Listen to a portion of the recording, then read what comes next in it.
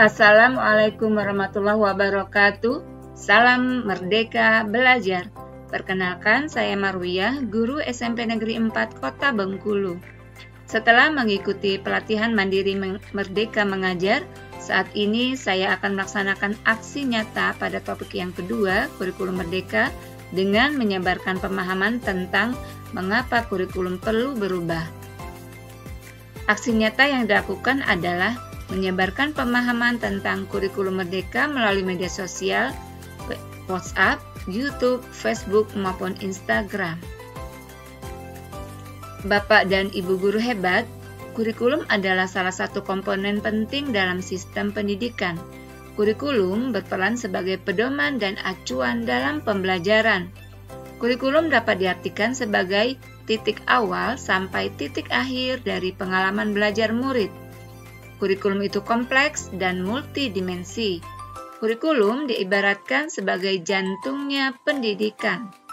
Sedangkan berdasarkan Undang-Undang Nomor 20 Tahun 2003 tentang Sistem Pendidikan Nasional Pasal 1-29, kurikulum diartikan sebagai seperangkat rencana dan pengaturan mengenai tujuan dan bahan pelajaran, serta cara yang digunakan sebagai pedoman penyelenggaraan kegiatan pembelajaran untuk mencapai tujuan.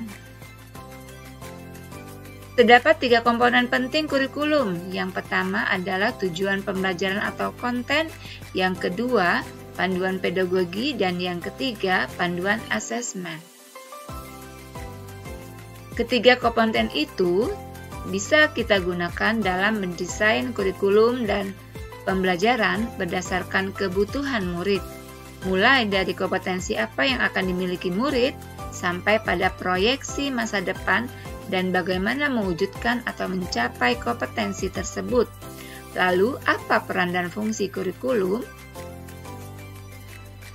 Fungsi kurikulum adalah untuk memandu dalam proses belajar murid. Peran dan fungsi kurikulum dapat dioptimalkan dalam kerangka yang pertama, mewariskan nilai dan budaya masyarakat yang relevan dengan masa kini. Yang kedua, mengembangkan sesuatu yang dibutuhkan saat ini dan masa depan. Dan yang ketiga, menilai dan memilih sesuatu yang relevan atau kontekstual sebagai kontrol sosial.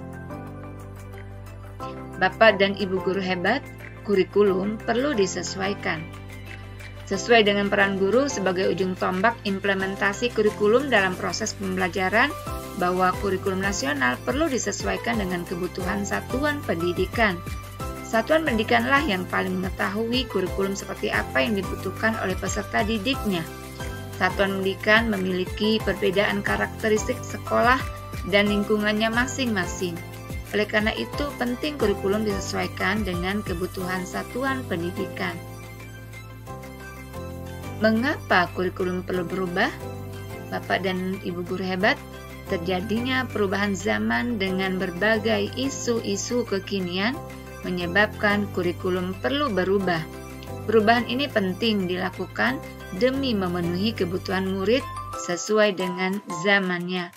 Seperti kata-kata Ki Hajar Dewantara bahwa maksud pendidikan adalah menuntun segala kodrat yang ada pada anak-anak agar mereka dapat mencapai kebahagiaan dan keselamatan yang setinggi-tingginya, baik sebagai manusia maupun anggota masyarakat.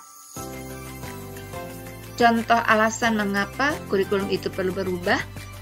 Dahulu, saat guru memberikan tugas membuat clipping tentang materi tertentu, kita akan mencarinya di surat kabar, majalah, dan lain-lain. Saat ini murid dengan cepat bisa menemukan berbagai informasi yang dibutuhkannya dengan berselancar melalui gawai di tangannya. Kecanggihan teknologi telah merubah cara dan memberikan kemudahan murid dalam belajar. Dahulu juga saat kita ditanya tentang cita-cita, maka jawaban kita seputar menjadi dokter, polisi, pilot, dan lain-lain. Namun saat ini jika kita menanyakan kepada murid kita, maka kita akan menemukan jawaban yang beragam dan tidak terbayangkan sebelumnya, seperti menjadi YouTuber, animasi kartun, desain grafis, arsitektur, programmer, dan lain-lain. Bapak dan Ibu guru hebat, sebagai pendidik bagaimana cara kita menyikapinya? Yang pertama, tentu kita harus mengubah diri kita terlebih dahulu, menyesuaikan dengan tuntutan yang terjadi saat ini, berupaya menjadi guru pembelajar sepanjang hayat. Yang kedua, bekerja sama, berkolaborasi dengan semua komponen, mewujudkan cita-cita perubahan pendidikan saat ini. Dan yang ketiga, menjadikan murid sebagai acuan dalam melakukan perbaikan proses pembelajaran di kelas.